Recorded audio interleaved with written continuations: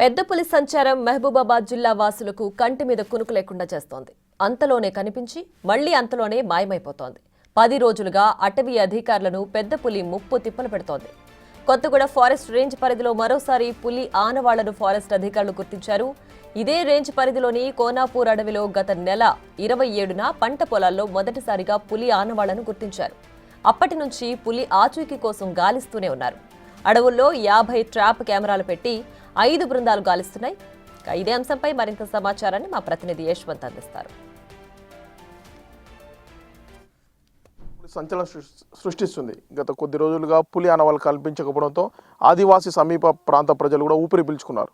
కానీ తాజాగా నిన్న ఈరోజు కూడా ఫారెస్ట్లో ఏదైతే పులి గత కొద్ది రోజులుగా తిరిగిన అటవీ ప్రాంతంలో కొత్తగూడ రేంజ్ పరిధిలో నిన్న ఈరోజు కూడా ఫారెస్ట్ అధికారులు పులికి సంబంధించిన ఆనవాళ్లను గుర్తించారు. దీంతో సమీప అటవిక ప్రజలు మొత్తం కూడా భయాందోళనతో చెందుతున్నారు.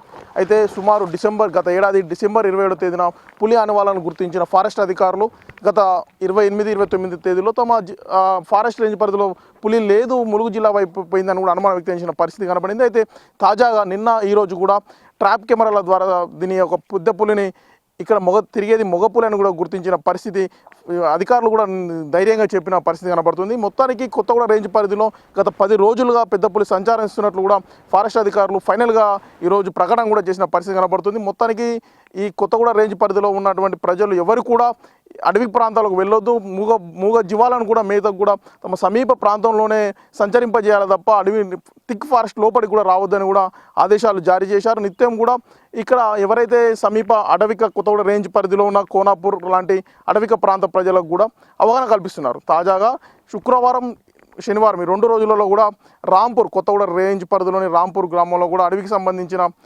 ఆనవాళ్ళను కూడా పాదముద్రలను గుర్తించారు. మొత్తానికి జిల్లాలో గత 10 రోజులుగా పెద్దపులి కొత్తగూడ రేంజ్ పరిధిలోనే ఉన్నట్లు, ఇక్కడనే సంచరిస్తున్నట్లు కూడా అధికారులు ఫైనల్గా ప్రకటన చేశారు. అయితే ఈ కొత్తగూడ రేంజ్ పరిధిలో గత 10 రోజులుగా పులి ఉండడం తెలుసుకున్న అధికారులు కూడా సమీప ప్రాంత ప్రజలను కూడా అవగాహన కల్పిస్తున్నారు. ఇట్టి పరిస్థితుల్లో కూడా పులిని వేటగాళ్ల ఉచ్చి నుండి రక్షించడమే ధ్యేయంగా ఫారెస్ట్ అధికారులు పనిచేస్తున్నారు. దీంతో పాటుగా ఈ సమీప ప్రాంత ప్రజలకు కూడా రక్షణ కల్పించడానికి కూడా అవగాహన కల్పిస్తున్నారు. ఏదేమైనప్పటికీ మహబూబాబాద్ జిల్లా వ్యాప్తంగా 10 రోజులుగా పులి కొత్తగూడ రేంజ్ పరిధిలో ఉంటుందని అధికారులు ఈరోజు ప్రకటన చేయడం, సమీప ప్రాంత ప్రజలు, రైతులు కూడా పూర్తిగా ఇక్కడ పులి పట్ల భయాందోళన కూడా చెందుతున్న పరిస్థితి కనబడుతుంది. మొత్తానికి ఇప్పటికీ 40 ట్రాప్ కెమెరాలు ఏర్పాటు చేశారు.